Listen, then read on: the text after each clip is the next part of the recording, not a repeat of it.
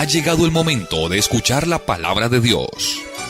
Un potente mensaje extraído de las Sagradas Escrituras. En la voz del pastor Carlos Hoyos. Porque vamos a tratar una temática muy importante que es, de alguna manera, la columna vertebral de nuestra fe. Amén. Que es la doctrina. Sí, señor. Una iglesia sin doctrina es como un cuerpo sin estructura ósea. Así, tal cual. ¿Cierto? Total. Y gracias a Dios tenemos una doctrina sólida, sana, amplia, que llena todas las expectativas en relación a los interrogantes que los mortales en la tierra nos hacemos con relación a la vida, a la muerte, a la eternidad, a Dios. Porque pues eso es en sí lo que enseña la doctrina de la iglesia. Y es muy importante tener en cuenta que en el reciente pasado estuvimos hablando acerca de los dos cimientos. Y hay algo que vale la pena traer a memoria y es precisamente dónde está edificado el creyente, que es de alguna manera esa casa que dependiendo del cimiento, así será la durabilidad, la permanencia, la estabilidad. Y hubo uno que edificó sobre la arena y ya ustedes saben la ruina tan grande. Es decir, su fundamento doctrinal no era sólido. Y por eso cuando vinieron las diferentes vertientes de pensamientos, lo pusieron a tambalear y al final se derrumbó. Se derrumbó. Y hasta se volvió un hereje. Su mente se cauterizó, se convirtió en enemigo de Dios, de la iglesia, inclusive de su propia familia. ¿Sí? Pero hubo otro que ha edificado su casa sobre la roca y ha venido cualquier cantidad de ventiscas y ahí está la casa. Amén. Llegó el tornado y ahí está la casa. Creció el río y ahí está la casa. Claro, es que está edificado en un fundamento sólido, que es la piedra del ángulo, y que está sustentado con todo aquello que refleja Efesios capítulo 2, el verso 20. Edificado sobre el fundamento de apóstoles y profetas, siendo la principal piedra del ángulo Jesucristo mismo. Y en razón a ello es que hemos hecho un punto aparte para hablar de la doctrina. Amén. Que aparece en el versículo 28 y versículo 29 del capítulo 7 del Evangelio según San Mateo, mi estimado Mauricio. Amén. Y cuando terminó Jesús estas palabras, la gente se admiraba de su doctrina, porque les enseñaba como quien tiene autoridad y no como los escribas.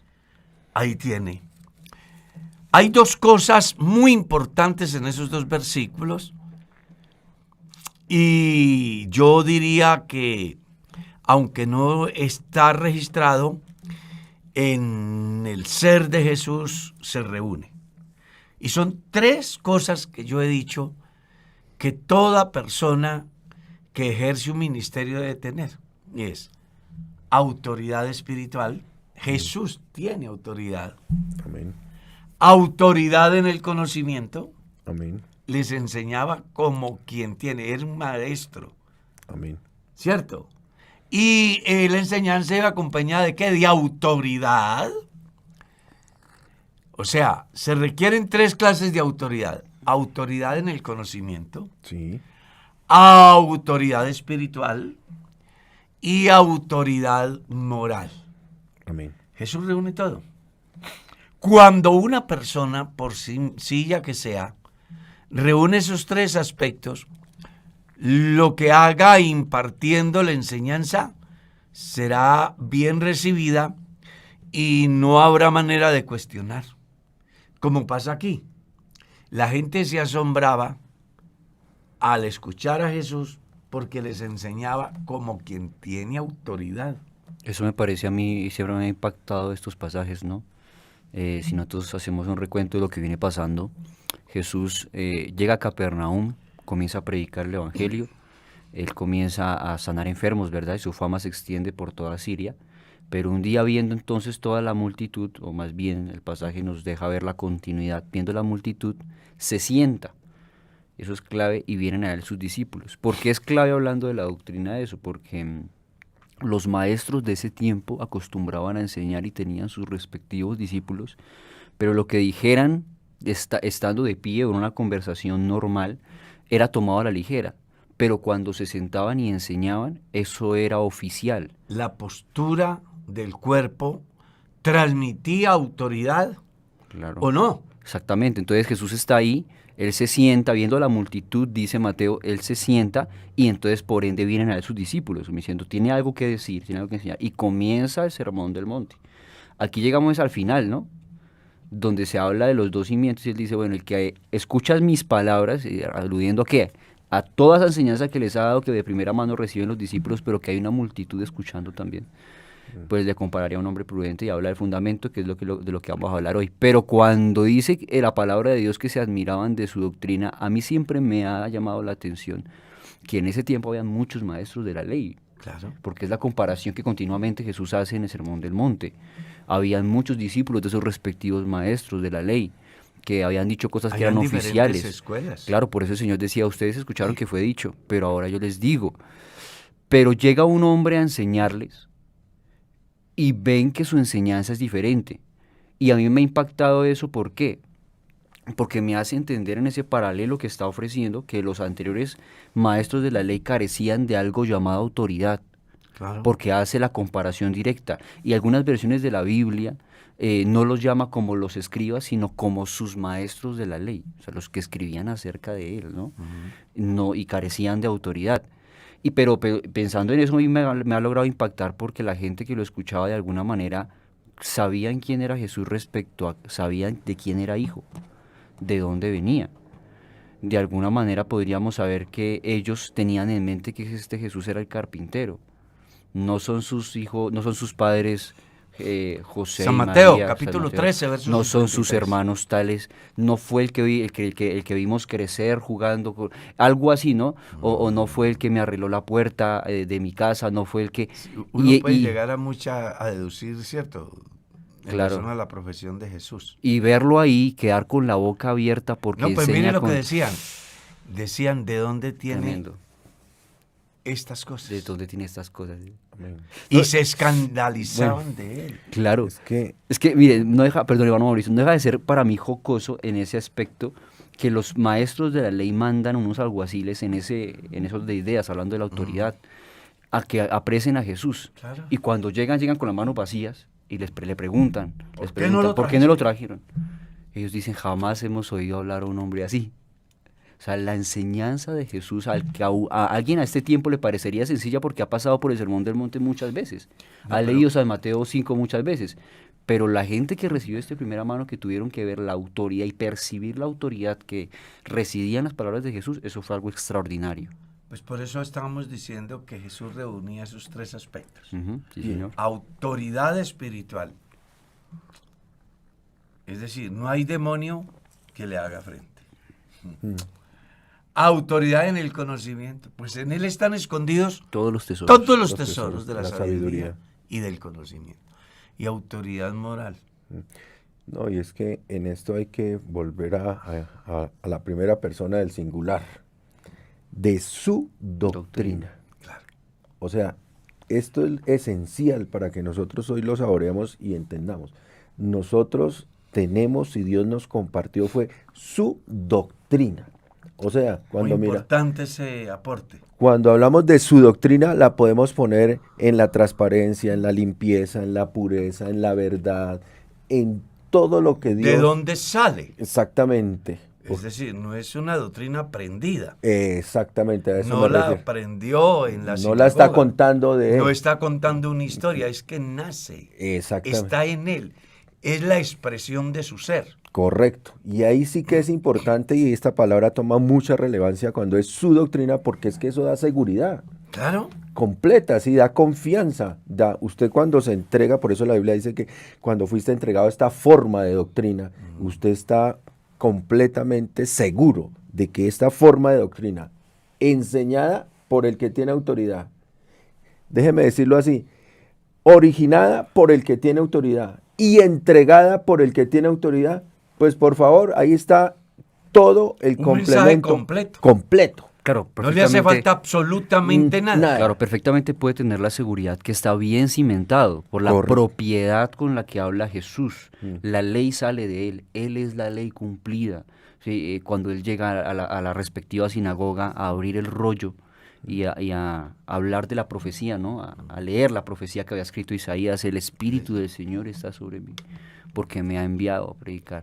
Y que la gente quede viéndolo a él porque realmente él está leyendo eso y se está cumpliendo en ese momento, eso se llama autoridad, porque lo que está saliendo de sus labios es él mismo, es una esencia que va a marcar un Es como si él pensamiento y una línea estuviera de vida. recuperando las palabras al leer Sí, señor. lo que él iluminó al profeta. Amén. Y además Muy que, interesante. y es que la autoridad está en esto que estamos, si nos vamos al Sermón del Monte, la autoridad está en que él mismo lo transformó. ¿Y quién dijo algo? Nadie. Nadie le podía Nadie, llevar. porque, pues, él Era- es la autoridad. Él es la autoridad. Podía hacerlo, nadie levantó la mano a oponerse, no, porque él era la autoridad. En síntesis podemos decir que cuando estudiamos la doctrina de Jesús, estudiamos a alguien que tiene o que es la autoridad Amén. suprema. Eso por un lado. Otro aspecto muy importante que quiero que nos detengamos es en la palabra doctrina. Y pues el argumento que quiero plantear es en razón a que los seres humanos, a causa del mercado de religiones que hay, se hablan de muchas doctrinas. Incluso en la iglesia nosotros hablamos de doctrinas fundamentales, Por ejemplo. por ejemplo. Y eso viene por vía exegética. Ujú. Eso no tiene un nacimiento en sí bíblico que diga doctrinas fundamentales. No, en la Biblia solo aparece la palabra Doctrina. Doctrina. Sí, señor, es así. cierto. Cierto. Y les habló que se guardaran de la doctrina de los fariseos. Y les hablaba con autoridad, les hablaba de su doctrina. Pablo dice, ten cuidado de ti mismo y de la doctrina. Si alguno viene a vosotros con una doctrina diferente. Entonces uno mira en la Biblia y descubre que simplemente aparece la palabra doctrina. Y esa doctrina cristiana es todo lo que Jesús dijo, Amén. que abarcó un sinnúmero de necesidades del hombre. Porque lo que hace la doctrina de la iglesia, que nace en Jesús, que Jesús es la expresión en persona de la doctrina. Entonces, uno encuentra que es un planteamiento que busca satisfacer todas las demandas Amén. sociales, espirituales, morales, psicológicas del individuo. Por eso es que Pablo escribe en la carta a los Colosenses y les dice, vosotros estáis completos En él.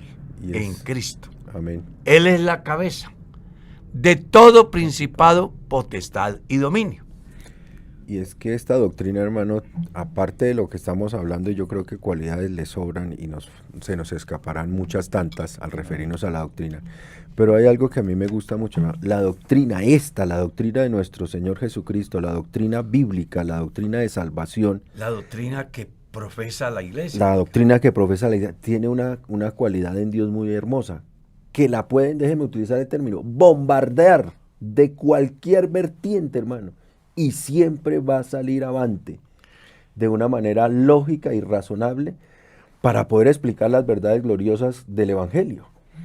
Y que los que somos expositores de ella debemos de liberarnos de todo prejuicio y plantearla como está. Como está, Amén. sí, Señor, no Yo, suavizarla, yo no. tuve una oportunidad de ir a un seminario invitado por un líder, director de un grupo de más de 200 pastores. Y me llevaron para que les diera una conferencia sobre crecimiento Ujú. de la iglesia. Se llamaba Igle Crecimiento.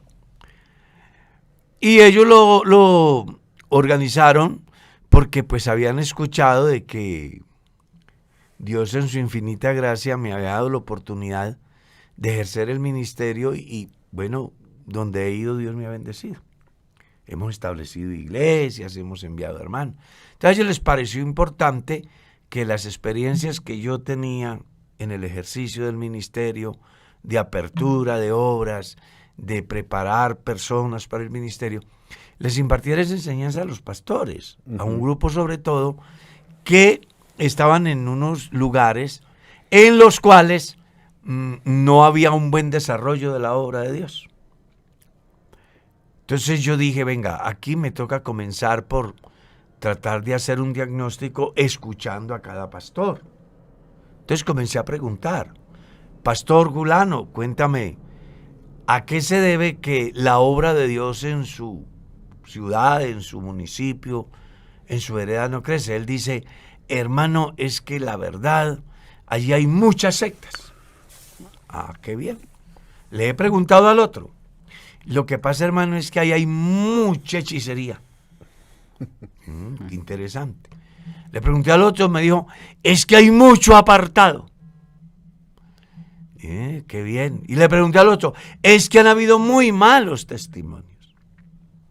Y escuchando pues las diferentes razones por las cuales la obra en esos lugares no crecía, entonces fijé la postura de la doctrina haciéndoles ver que ningún pastor debe de sentirse inferior para enseñar lo que nosotros creemos, porque nosotros tenemos una bendición que no tiene, yo qué sé, Coltejer, que no tiene Bavaria, que no tiene el éxito, que no tiene el costo, que no tiene 1000 telas y una más.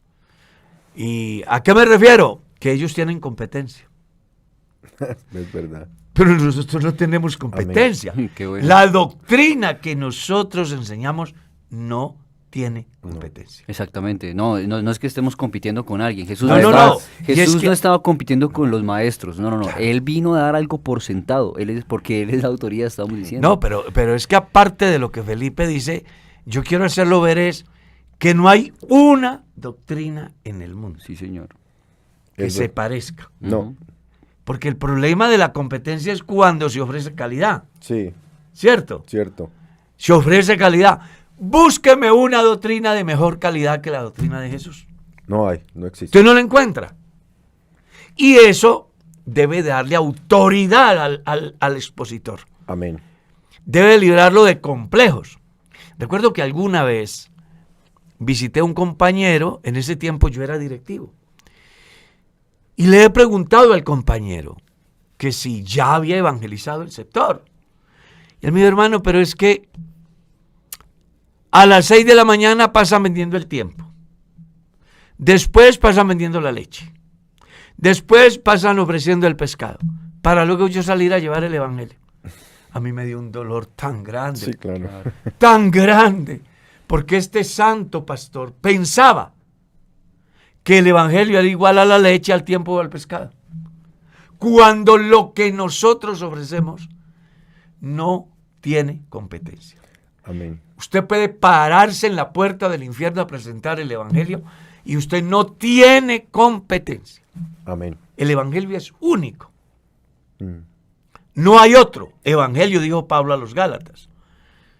Por eso es la admiración de los que están allí, porque les enseñaba como quien tiene autoridad, Y es que eso, sin competencia. sin competencia. Y hermano Carlos, lo que pasa es que aquí también me hace usted traer a memoria una enseñanza de un pastor que me decía, la verdad es verdad, depende de quien la diga.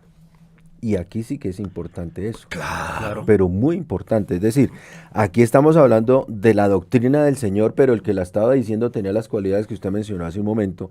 Y nosotros, que en cierta manera Dios nos ha endosado esta responsabilidad de llevar la doctrina, porque la que llevamos es la doctrina, también tenemos que tener esa misma imagen para poder hablar de esta doctrina. Porque es que, ¿qué es lo que sucede muchas veces? Cuando la doctrina está distorsionada en el creyente, cuando la doctrina no está completa en el creyente, porque es que a veces hemos caído en el error, hermano Carlos, de que la doctrina es que Jesucristo es Dios y se acabó la doctrina. Y resulta que la doctrina tiene un crecimiento progresivo en todo el creyente. Y es integral. Completamente. No solamente en sí, sino en el que le expone. El que expone la doctrina debe ser una persona íntegra. Integral, correcto. Sí. Que reúna esos tres aspectos que dijimos al principio. Amén. Entonces fíjese lo importante de esa autoridad que Dios tenía acá, de esa autoridad que endosó, pero que la endosó con una seguridad única, que está ceñida a su palabra. Mire lo que dijo Pablo. Procura presentarte a Dios como obrero aprobado, que no tienes de qué avergonzar. Amén. Autoridad moral. Autoridad moral. ¿Cierto? Cierto. Que usa bien. Que usas bien la palabra de verdad, conocimiento. Presentarte a Dios, autoridad espiritual. Y quiero colocar dos ejemplos muy interesantes. Uno es bíblico. Usted recordará, según Hechos, capítulo 19, cuando hay unos exorcistas que quieren liberar a un endemoniado en el nombre de Jesús, el que predica a Pablo. Sí. ¿Y qué fue lo que le dijeron los demonios? A Pablo conocemos. Y también sabemos quién es Jesús. Pero ustedes, ¿ustedes quiénes son? ¿qué autoridad tienen? Sí, no. No hay nada. Nada. Y una anécdota de la vida real. Se dice que había un pastor en un parque predicando el evangelio, según él. Pero en la otra esquina había uno de esos que venden pomada que quita todo, ¿no? Entonces, exactamente. Entonces, mientras el curandero decía, yo le vendo la pomada que le quita esto y lo otro, era la maravilla. Y lo hablaba con esa convicción.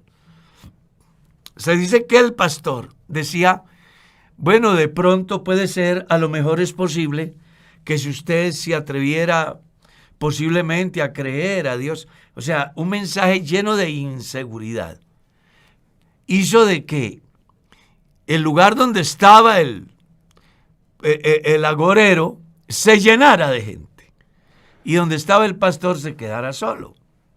Al verse incómodo por la reacción de la gente ante su mensaje, va y confronta al vendedor de pomada, ¿no? Y le dice, ¿sí ve cómo es la gente? Yo que predico la verdad, no cree. Y usted que predica una mentira, esto está lleno. Y el tipo le dijo, pastor, lo que pasa es que yo predico mentiras que parecen verdades. Y usted predica una verdad que parece mentira. Dura exhortación. Claro. Entonces, es para tratar de ilustrar acá, claro, que es muy importante que tengamos en cuenta que la doctrina cumplirá su objetivo si quien la transmite tiene la autoridad suficiente en esos, como mínimo, en esos tres campos. Espiritual, conocimiento y moral. Si yo no tengo esa autoridad, por muy bonito que sea el discurso, no va a causar efecto. No va a causar. Nosotros estamos rodeados de excelentes expositores. Estaba mirando un teólogo muy famoso que hasta hoy hacen alarde de sus sermones, ¿no? Pero lo muestran con un chicote de tabaco fumando, por ejemplo. Entonces, ¿qué autoridad puede tener? O lo que decíamos esta semana en una enseñanza, ¿no? Sí, señor. Que alguien elogia a un gran escritor y el otro le dice, pero ¿de qué? Si vive con la mujer del vecino. Mostrando con ello de que cuando transmitamos el mensaje, debe de ir de verdad adornado con esas bellezas. Amén. Que las personas no les queda difícil obtenerlas siempre y cuando sean cristianos integrales, que reúnan esos requisitos, que entre otras cosas es una exigencia bíblica, según 1 Timoteo capítulo 3, ¿no? Sí, señor. Si alguno anhela ser un obispo, Buena obra. debe de Sí. reunir unas cualidades, Irreprensible. por ejemplo, y comienza a enumerar qué es un hombre irreprensible. Ahí está. Marido de una sola mujer, sobrio, No dado al vino. prudente, decoroso, hospedador, no dado al vino, no pendenciero, no codicioso de ganancias deshonestas, que gobierne bien su casa. Y eso sí que es necesario, porque esa es la autoridad moral. ¿Recuerdas esa anécdota tan importante en el velorio del difunto? Que está ahí y el pastor está hablando maravillas del que está en el ataúd.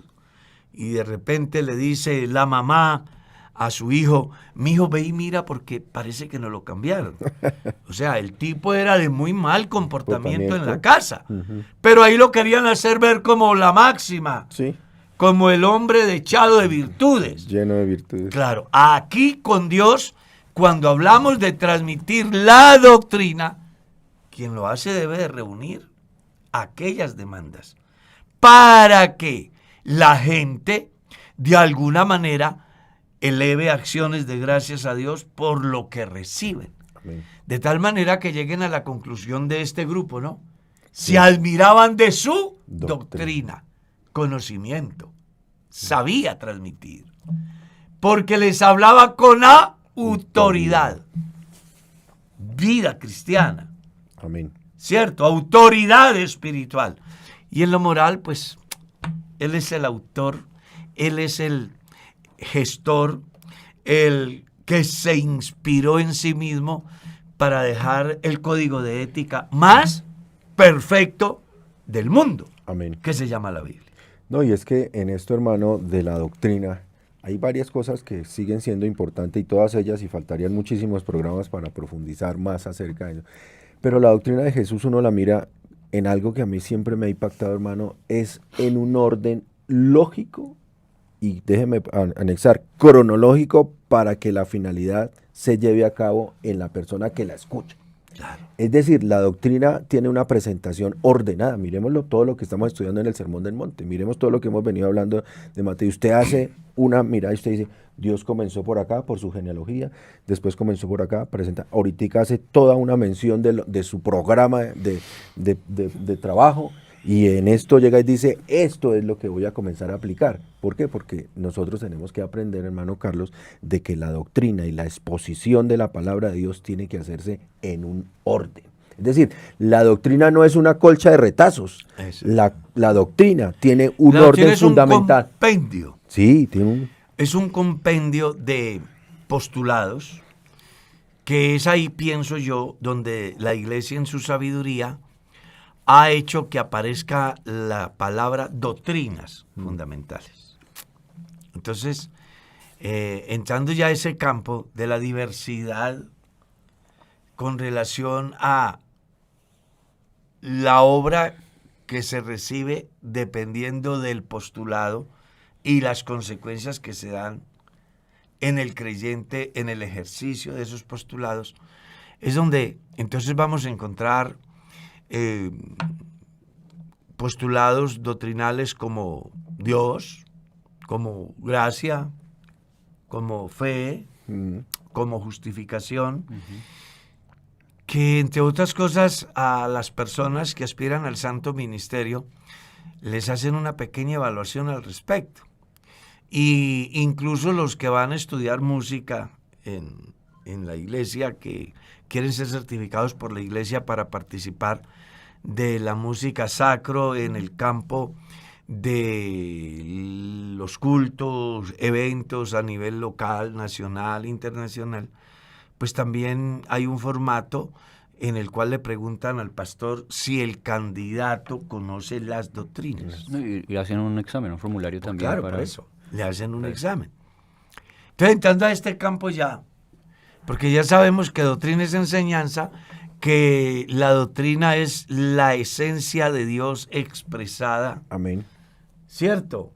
En acciones, inicialmente en la vida de Jesús y después en todos los que profesamos la fe cristiana. Amén. ¿Ya? Entonces, algún día tuve la oportunidad de estar en un evento de pastores y había una discusión muy interesante acerca de las doctrinas. Y había un manejo pedagógico, didáctico, acerca de cómo organizar una pirámide en las doctrinas fundamentales.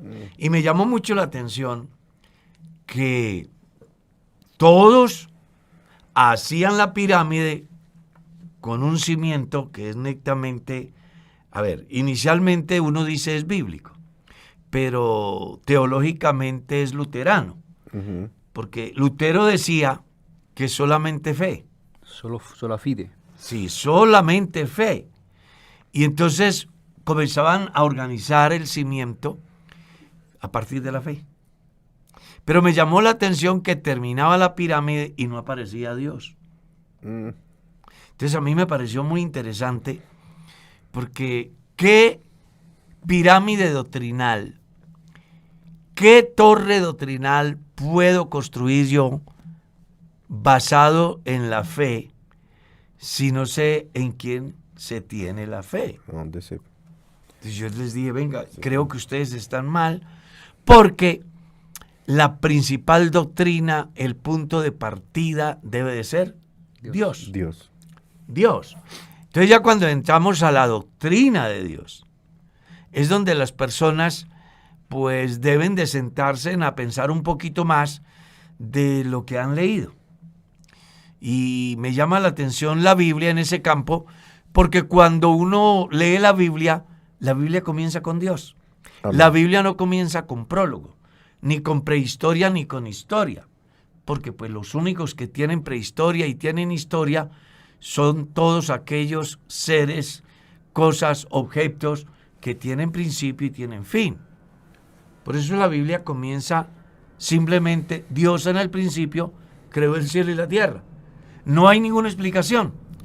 ¿Por qué? Pues porque Dios no tiene principio ni tiene fin. Uno puede explicar todo lo que tiene principio y tiene fin. Pero Dios es inexplicable. A Dios hay que creerlo.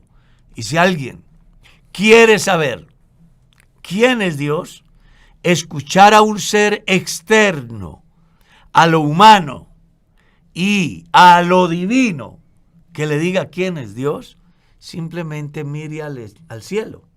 Y el salmista inspirado decía, los cielos cuentan la gloria de Dios y el firmamento anuncia la obra de sus manos. Y Pablo, escribiendo en la carta a los romanos, me apasiona ese pasaje en el capítulo 1, dice que los hombres que quieren saber quién es Dios, hay una manera clara. Por medio de las cosas Claro, hechas. el eterno poder de Dios es visible por medio de las cosas hechas, de modo que no tienen excusa. O sea que cuando uno mira el universo, es apenas normal que piense en una palabra filosófica, causa-efecto. No hay efecto sin causa. Si el universo es el resultado de, hay que preguntarnos quién lo causa.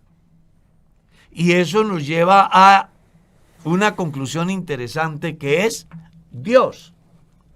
Por eso estudiar, y porque hermano Felipe y hermano Mauricio, como nos metimos en este campo de la doctrina, Amén. Aquí nos vamos a quedar por lo menos, yo qué sé, un mes. Es que es muy lindo. Más, porque vamos a hablar de las doctrinas de la iglesia. ¿Está claro? Amén. Y hoy, pues estamos hablando acerca de la doctrina donde se desprenden unos postulados doctrinales y que el primero es la doctrina de Dios. ¿Ya? Que debe dar respuesta al interrogante del niño, al interrogante del necio, al interrogante del intelectual, con respecto a ¿de dónde apareció Dios? ¿Quién hizo a Dios? ¿Quién es la mamá de Dios? ¿Quién es el papá de Dios? Bueno, y yo se lo digo porque a mí me lo han preguntado Así en la es, radio. así es. A mí me han preguntado, pastor, ¿quién hizo a Dios? Entonces, Es muy interesante porque uno simplemente se le abre la puerta para enseñarle a la gente que Dios es inexplicable, que Dios es creíble, pero es inexplicable. Nadie puede explicar a Dios. Claro. Quien se atreve a explicar a Dios y explique a Dios, hablo en el término original, Sí. no en las diferentes teofanías O o en su manifestación. manifestación en Sí. carne, porque ya eso es otra cosa. Exactamente. Cuando hablamos de Dios, Ujú. del Génesis 1, Sí. quien esté en condiciones de explicar a Dios, ese día se acaba Dios. Y ese día el que lo explique será Dios. Entonces, por eso es muy importante esta temática de la Amén. doctrina. ¿Está claro? Entonces, recuerda que la primera piedra, el principal cimiento de los diferentes postulados doctrinales de la iglesia, se llama Dios. Porque pues, sin Dios no hay nada. Él es la causa y por quien subsisten todas las cosas, según dice Pablo a los Colosenses. Sí, señor. Y Él es la palabra Amén. y la acción, porque Él por la palabra creó el cielo y la tierra y todo el ejército de ellos. Juan, en su capítulo 1, él decía, en el principio ya estaba el verbo, y el verbo era Dios, y el verbo estaba en Dios. En el verbo estaba la vida, y la vida era la luz de los hombres. En el mundo estaba, y el mundo por el verbo, por Jesús, Amén. fue hecho. Está hablando de causa, efecto, Así es. que es el punto de partida de la filosofía. No hay efectos sin causas. El porqué de todas las cosas. Claro. Entonces, cuando uno mira esta infinidad, Amén. yo que he tenido la oportunidad de cruzar el Atlántico en avión, uno mira esa inmensidad y no alcanza la mente ni el ojo humano a ir a donde termina todo. Uno mira la ciencia, la NASA, por ejemplo. Fue una noticia que rompió récord. Descubrieron un agujero negro. ¿Recuerdas? Sí. Y saber que de ahí para allá no saben nada.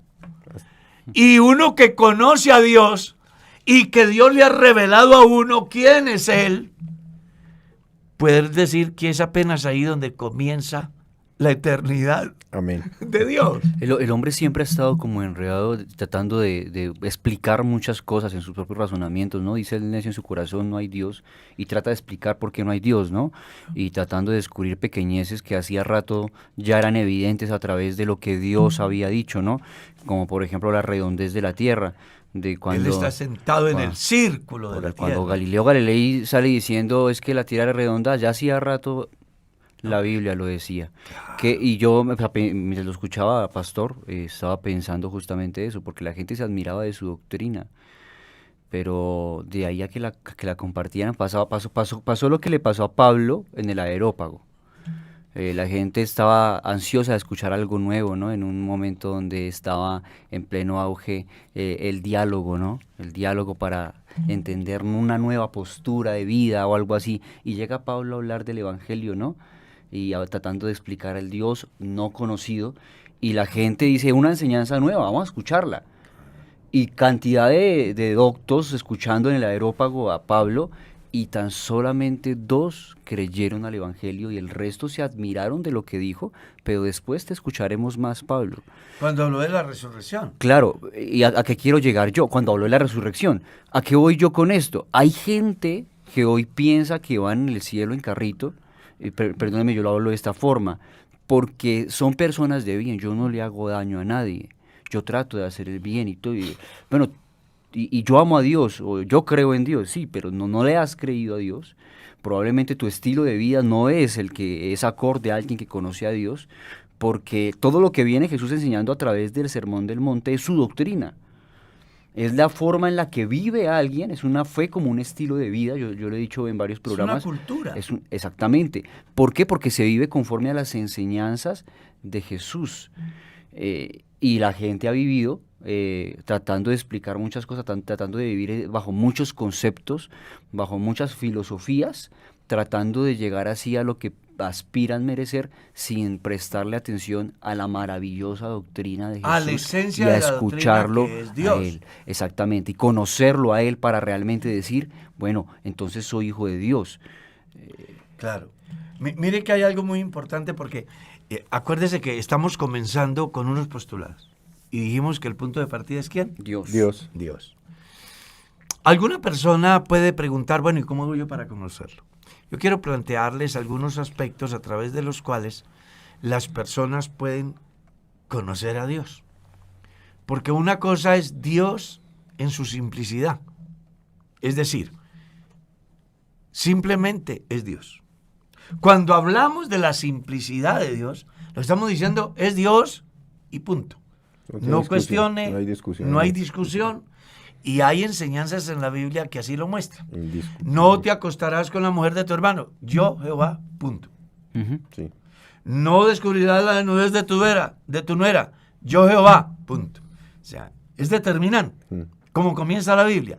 En el principio Dios creó el cielo y la tierra, punto. Cuestione. Diga que fue, que no era, que será, que antes, que después, que a la derecha. Eso usted puede hacer lo que quiera. Pero hay un punto de partida que se llama Dios. Claro, los 613 mandamientos que tiene los judíos, ¿no? Todo su decálogo de mandamientos, de ley, se resumen en uno solo, ¿no? Claro. Justamente Dios. Jehová, vuestro Dios. Jehová uno es. Uno es. Él es el punto de partida. Pero entonces, puede surgir a interrogantes tales. Bueno, ¿y cómo hago? Porque sí, Él es Dios, pero ¿cómo hago yo para conocerlo? Tomás de Aquino hablaba de las 5 vías. Yo lo he encontrado de una manera más simple, no bajo el argumento filosófico, sino bíblico. 1, por lo creado. Los cielos dicen quién es Dios. El eterno poder de Dios y su deidad se hacen claramente visible por medio de las cosas hechas, o sea, lo creado. 2, por las Escrituras. Amén. Cuando uno lee San Juan, encuentra, por ejemplo, en el capítulo 20, hizo Jesús además muchos milagros, dice él, que pienso que si se hubiesen escrito uno por uno, los libros no cabrían en el mundo. Pero los que se han escrito para que creáis que Jesús es el Hijo de Dios. Amén. ¿Cómo conocer a Dios? A través de la Escritura. También podemos conocer a Dios a través de la Escritura. Y aquí viene un punto muy importante que riñe con el pensamiento luterano que solo pensaba en fe. En fe. ¿Ves? Y resulta que la fe sin conocimiento es ignorancia. Total. Esa es una buena definición. Claro, Pablo dice, la fe viene por el oír. ¿El oír qué? La palabra. La palabra de Dios. Entonces no es como enseñan algunos que solo se necesita fe.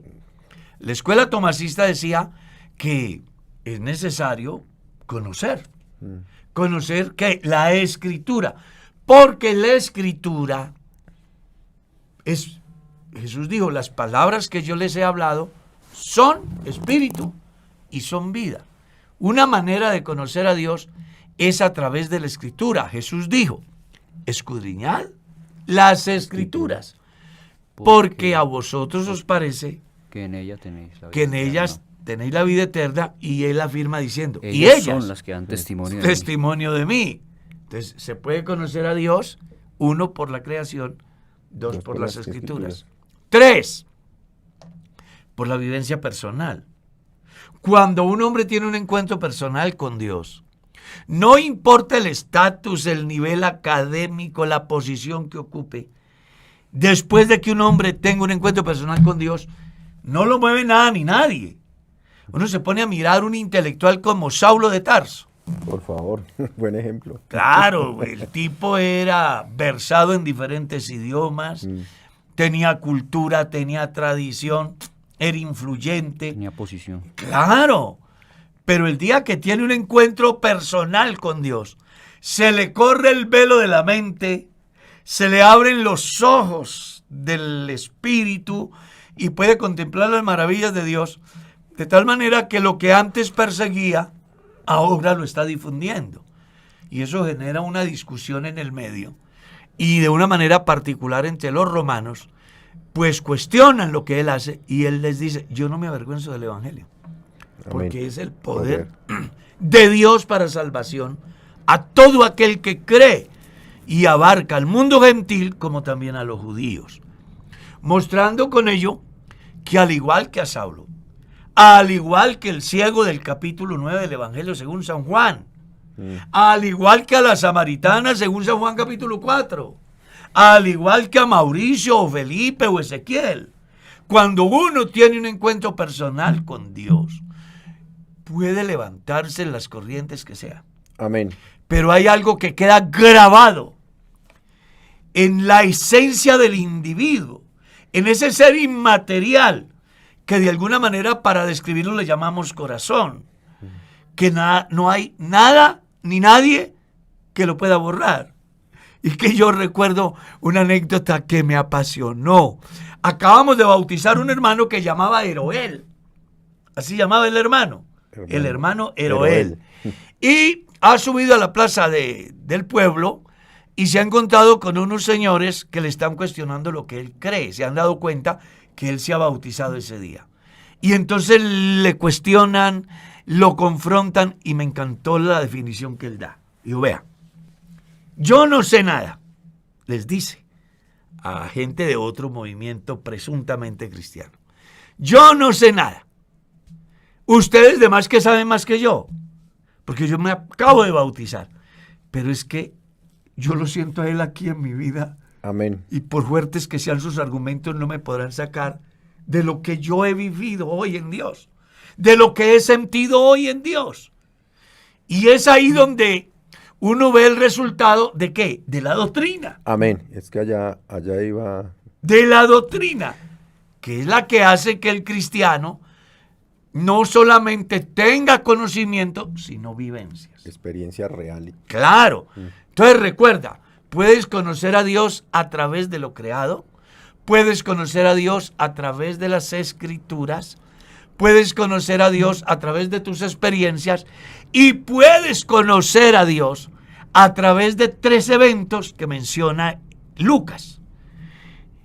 Hablando a los griegos, él les decía, Dios no dejó sin testimonio a los antiguos, dándoles ¿qué? El fruto de la tierra. Sí, señor.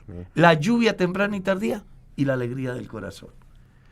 4 razones que son más que suficientes para que la persona entienda que cuando escucha la doctrina, el evangelio, lo lleve muy seriamente a pensar en el sentido de dónde es que está ubicado.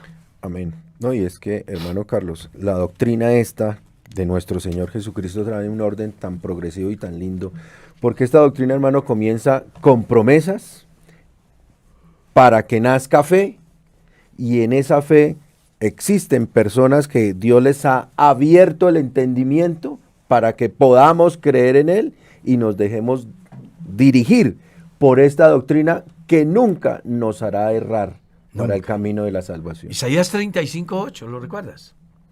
Habrá calzada y camino. Amén. Y será llamado camino de santidad.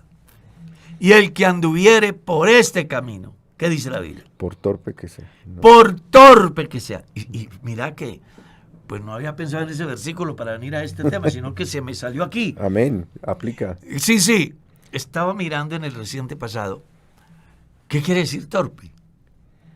Y tiene unas connotaciones físicas, pero también limitantes psíquicas. Uh-huh. ¿Sí? Sí. Y viene a mi mente una experiencia de un hermano que ya está con Dios. Llamaba Jairito. Su familia lo tenían, perdonen la palabra, por tonto. Uh-huh. Se burlaban de él. Era el que más mal vestía en la familia porque, pues, como era el, entre comillas, el bobito de la casa. Uh-huh.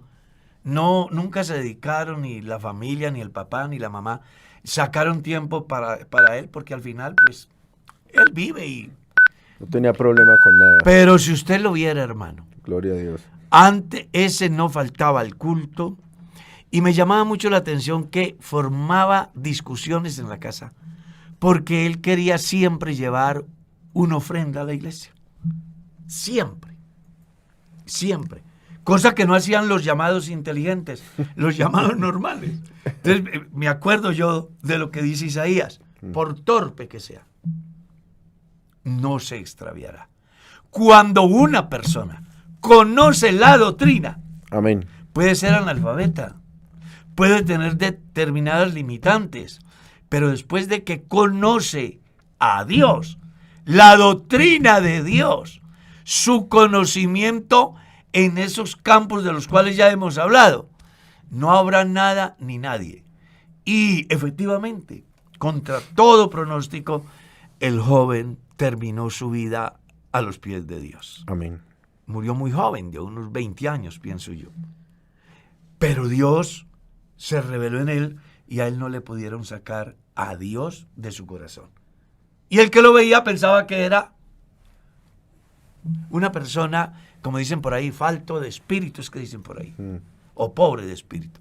Pero ese lo que tenía era el Espíritu de Dios, bien arraigado, había conocido a Dios.